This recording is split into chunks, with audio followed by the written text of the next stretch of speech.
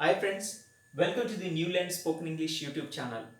ఈ ఛానల్ ద్వారా spoken English క్లాసెస్ని ఈ రోజు నుంచి స్టార్ట్ చేస్తున్నానని చెప్పడానికి సంతోషిస్తూ ఉన్నాను. స్పోకెన్ ఇంగ్లీష్ అనగానే మనందరికీ there are so many classes channels ఈ క్లాసెస్ని ఆఫర్ చేసినట్టుగా చూస్తూ ఉన్నాం.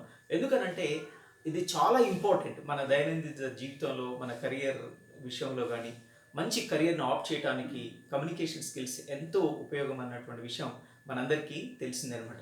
అయితే ఇంగ్లీష్లో మాట్లాడాలి అని అంటే గ్రామర్ ఒకటి తెలిస్తే సరిపోదు. There are so many people who studied in English medium schools but they cannot communicate properly. English medium స్కూల్స్లో చదివినప్పటికీ ఇంగ్లీష్లో అనర్గళంగా మాట్లాడలేనటువంటి వ్యక్తుల్ని మనం తరచుగా చూస్తూ ఉంటాం. అదేవిధంగా ఇంగ్లీష్ రాక కెరియర్ని లాస్ అయినటువంటి వ్యక్తులు కూడా, మంచి కెరియర్ని పొందలేనటువంటి వ్యక్తులు కూడా తరచు మనకు కనపడుతూనే ఉంటారు. బహుశా మీకు కూడా ఇదే ప్రాబ్లం అయి ఉంటే మీరు నాతో ఒక 50 క్లాసెస్ నాతో ఈ జర్నీలో మీరు పాల్గొంటే ఖచ్చితంగా మీ లాంగ్వేజ్, మీ కమ్యూనికేషన్ స్కిల్స్లో మార్పుని మీరు గమనిస్తారని నేను ఖచ్చితంగా చెప్పగలను. ఓకే, సో ఈ 50 డేస్ 50 క్లాసెస్ని నేను డిజైన్ చేశాను. ఈ 50 క్లాసెస్ మీరు నాతో కలిసి ప్రయాణం చేస్తే కంపల్సరీగా మీ యొక్క కమ్యూనికేషన్ స్కిల్స్ ఇంప్రూవ్ అవుతాయి. Okay, now let us go to the class. ఎందుకు ఇంగ్లీష్ ఇంత కష్టమైనది అనేటువంటి విషయాన్ని, ఎందుకు మనం మాట్లాడలేకపోతున్నాం ఇంగ్లీష్లో అని అంటే ముఖ్యంగా రెండు రీజన్స్ని నేను ఈ క్లాస్లో మీతో పంచుకోబోతా ఉన్నాను. దానికంటే ముందు మీరు ఈ ఛానల్లో చెప్తున్నటువంటి ప్రతి క్లాస్ని ఫస్ట్ నుంచి ఎండింగ్ వరకు కంపల్సరీగా వినడానికి ప్రయత్నం చేయండి. తర్వాత ఈ ఛానల్ని సబ్స్క్రైబ్ చేస్తే నేను చేసే ప్రతి వీడియో మీకు లింక్ రూపంలో షేర్ చేయబడతా ఉంది. మర్చిపోకండి, the new land spoken English అని టైప్ చేస్తే మీకు ఛానల్ యూట్యూబ్లో కనిపిస్తూ ఉంది. Okay, now let us enter in to the class.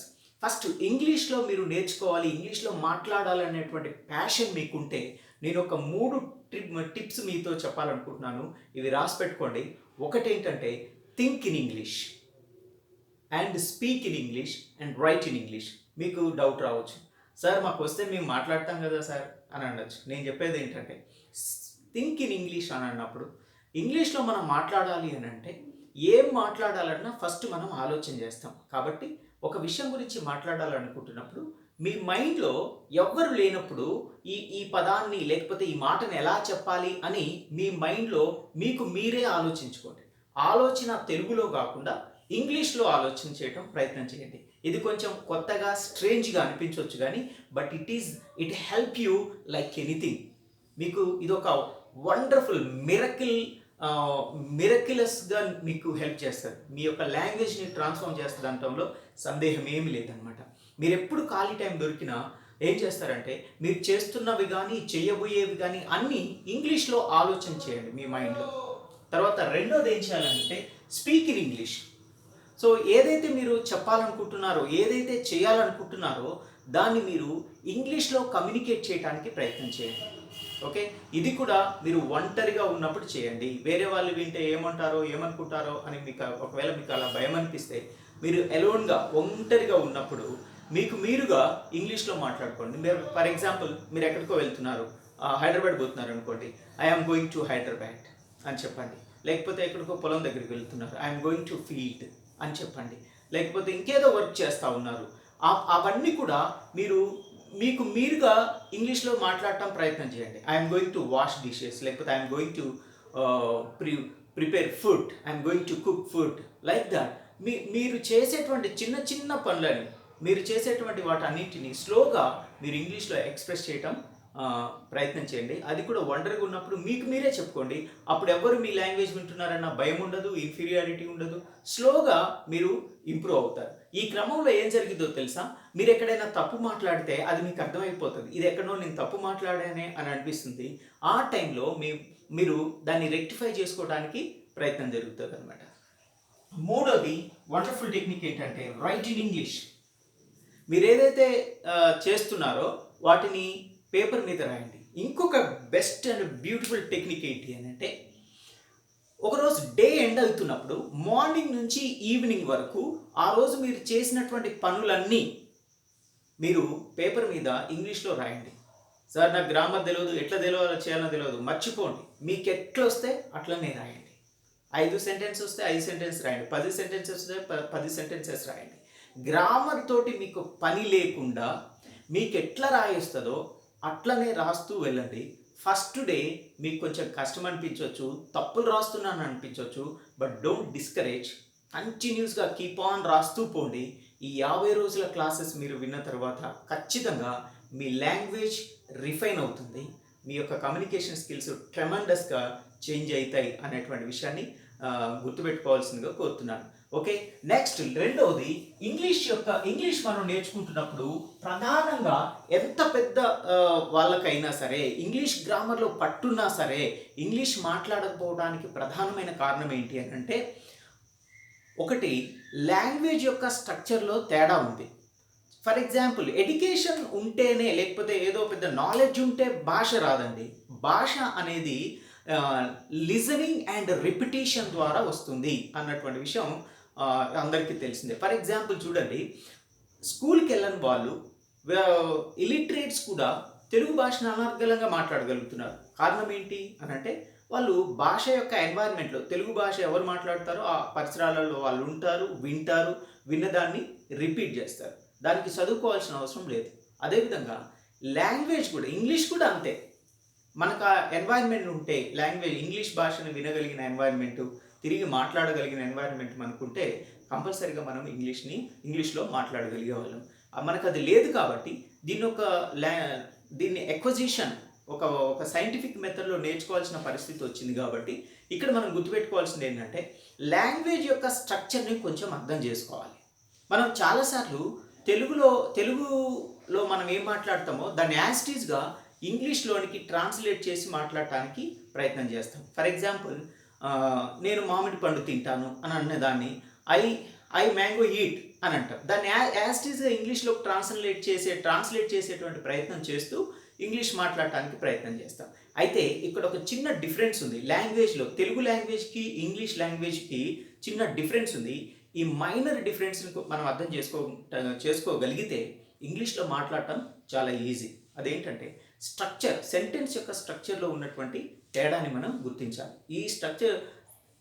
ఈ రెండు భాషల యొక్క లాంగ్వేజ్ స్ట్రక్చర్లో ఉన్న తేడాను మనం అర్థం చేసుకుంటే ఇంగ్లీష్లో మాట్లాడటం చాలా ఈజీ అవుతుంది అనేటువంటి విషయం జ్ఞాపకం చేసుకోవాలి. ఒకటి చూడండి, తెలుగు యొక్క స్ట్రక్చర్ని చూస్తే, తెలుగులో ఏదైనా పదం రాస్తే, ఫర్ ఎగ్జాంపుల్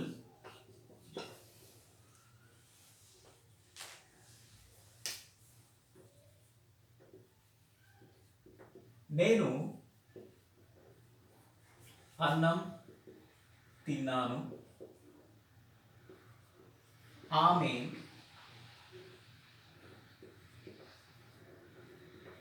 కాలేజ్కి వెళ్ళింది. చూడండి, ఇక్కడ లాంగ్వేజ్ యొక్క స్ట్రక్చర్ని మనం స్టడీ చేస్తున్నాం. సో ఇది సబ్జెక్ట్, అన్నం అనేది ఆబ్జెక్ట్, తిన్నాను అనేది వర్బ్, ఆమె అనేది సబ్జెక్ట్, కాలేజ్ అనేది ఆబ్జెక్ట్, వెళ్ళింది అనేది వర్బ్. తెలుగులో మాట్లాడినట్టు ఇంగ్లీష్లో మాట్లాడకపోవడానికి కారణం ఏంటి అని అంటే, తెలుగు లాంగ్వేజ్ యొక్క సెంటెన్స్ స్ట్రక్చర్ చూస్తే సబ్జెక్ట్ ఉంటుంది, మొదట ఆబ్జెక్ట్ వస్తుంది, చివరికి వర్బ్ వస్తుంది. ఇది తెలుగు లాంగ్వేజ్ యొక్క స్ట్రక్చర్, సెంటెన్స్ యొక్క స్ట్రక్చర్ అన్నమాట. తెలుగు లాంగ్వేజ్లో మనం ఎన్ని సెంటెన్సెస్ రాసినా ఇదే ప్యాటర్న్లో రాస్తాం. Subject plus object plus verb. ఈ స్ట్రక్చర్ తోటి తెలుగు లాంగ్వేజ్ అంతా కూడా ఈ స్ట్రక్చర్ మీదనే రన్ అవుతుంటుంది. తెలుగు వాక్యాలు ఏవైనా సరే, ఎన్ని పుస్తకాలు చదివినా ఇదే ప్యాటర్న్లో సెంటెన్సెస్ ఉంటాయి. సబ్జెక్ట్ ఉంటుంది, ఆబ్జెక్ట్ ఉంటుంది, చివరిలో వర్బ్ వస్తుంది. అదే ఇంగ్లీష్కి వచ్చేసరికి చూడండి, ఇవే పదాలని మనం రైట్గా ఇంగ్లీష్లో చెప్పాలంటే ఐ ఏట్ ఫుడ్, ఇది ఇంగ్లీష్. తర్వాత షీ వెంట్ టు కాలేజ్. ఇక్కడ సెంటెన్స్ స్ట్రక్చర్ చూడండి, this is subject, ate verb, food object. English sentence యొక్క structure subject plus verb plus object. అదే తెలుగుకి వచ్చేసరికి subject plus object plus verb. తెలుగులో వర్బ్ చివరికి ఉంటుంది, ఇంగ్లీష్లో వర్బ్ మధ్యలో ఉంటుంది. This is the difference, primary difference between Telugu language and English language. కాబట్టే మనం ఇంగ్లీష్లో మాట్లాడాలనుకున్నప్పుడు కొంచెం తడబడేటువంటి అవకాశం ఉంటుందన్నమాట. కాబట్టి ఇంగ్లీష్ లెర్న్ చేస్తున్నటువంటి, ఇంగ్లీష్లో మాట్లాడాలని కోరుకుంటున్నటువంటి మనం ఈ ప్రైమరీ డిఫరెన్స్ని గుర్తుపెట్టుకోవాలి. ఇంగ్లీష్లో ఒక సెంటెన్స్ని చెప్పాలన్నా రాయాలన్నా ఈ ప్యాటర్న్లో రాయాలి. ఏంటది? సబ్జెక్ట్ ఉండాలి, వర్బ్ ఉండాలి, చివరిలో ఆబ్జెక్ట్ రాయాలి. ఈ ప్యాటర్న్లలోనే సెంటెన్సెస్ని ఫ్రేమ్ చేయాలి. ఇలా కనుక మనం సెంటెన్సెస్ని ఫ్రేమ్ చేయగలిగితే మనం ఎట్టి పరిస్థితుల్లో తప్పుగా మాట్లాడటానికి అవకాశం ఉండదన్నమాట. ఓకే, ఇప్పుడు ఏం చేస్తారంటే ఈ మొదటి క్లాస్లో నేను ఈ స్ట్రక్చర్ని బట్టి, ఇంగ్లీష్ స్ట్రక్చర్ అయినటువంటి subject plus V plus verb plus object, ఈ స్ట్రక్చర్ని రాసుకొని మీకు తెలిసినటువంటి సెంటెన్సెస్ని, మీకు తెలిసినటువంటి వాక్యాలన్నింటినీ సబ్జెక్ట్ వర్బ్ ఆబ్జెక్ట్ ఈ ప్యాటర్న్లో మీరు కొన్ని సెంటెన్సెస్ని ఫ్రేమ్ చేయగలిగితే మీరు స్లోగా కరెక్ట్ వేలో మాట్లాడటానికి హ్యాబిచ్యుయేట్ అవుతారు. Okay, so please remember and ఈ స్ట్రక్చర్ని గుర్తుపెట్టుకోండి. తెలుగులో అయితేనేమో సబ్జెక్ట్ ఆబ్జెక్ట్ వర్బ్ ఉంటుంది. కావాలంటే మీరు కొన్ని తెలుగు సెంటెన్సెస్ రాసుకోండి. రాసుకున్న తర్వాత వాటిని ఇంగ్లీష్లోనికి మార్చి రాయండి. మార్చి రాస్తున్నప్పుడు ఇది గుర్తుపెట్టుకోండి, సబ్జెక్ట్ ఉండాలి, వర్బ్ మధ్యలో ఉండాలి, ఆబ్జెక్టు చివర్లో రాయాలి అనేటువంటి ప్రిన్సిపల్ని గుర్తుపెట్టుకొని ఒక 10-20 సెంటెన్సెస్ తెలుగులో రాయండి. వాటిని ఈ స్ట్రక్చర్ బేస్ చేసుకొని ఇంగ్లీష్లో రాయడానికి ప్రయత్నం చేయండి. Then you will find the difference. మీ మీద మీకు కాన్ఫిడెన్స్ వస్తుంది. Thank you. మర్చిపోకండి, మీరు ఇంకా మంచి వీడియోస్ కోసం ది న్యూల్యాండ్ స్పోకెన్ ఇంగ్లీష్ అని టైప్ చేస్తే మన ఛానల్ వస్తుంది. ఈ ఛానల్ని సబ్స్క్రైబ్ చేయండి. నేను చేసే ప్రతి వీడియో మీకు అందుతుంది. Thank you.